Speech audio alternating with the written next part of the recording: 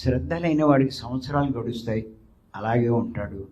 శ్రద్ధ ఉన్నవాడికి రోజుల్లోనే సంవత్సరాల నుంచి ఉన్నవాడిని డామినేట్ చేసేస్తారు. దీనికి ఏమీ సంవత్సరాల లెక్క కాదు, గుర్తెట్టుకోండి. అది శ్రద్ధావాన్ లభతే జ్ఞానం అని ఆయనే చెప్పారుగా.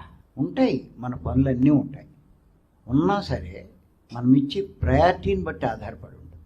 ఈ 4 పనులు చేస్తూ ఉండడం వల్ల మనం అసలైన జ్ఞానాన్ని ఎలా పొందుతాము అన్నది భగవద్గీతలోనే చెప్పబడింది.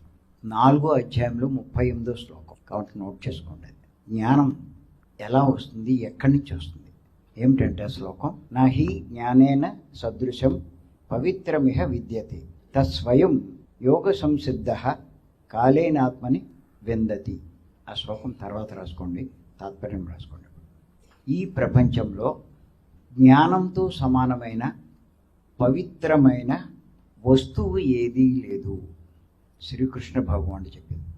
అట్టి జ్ఞానమును అంటే అట్టి జ్ఞానాన్ని యోగ సిద్ధి పొందినవాడు కాలక్రమేణా తన యందే స్వయంగా పొందుతున్నాడు.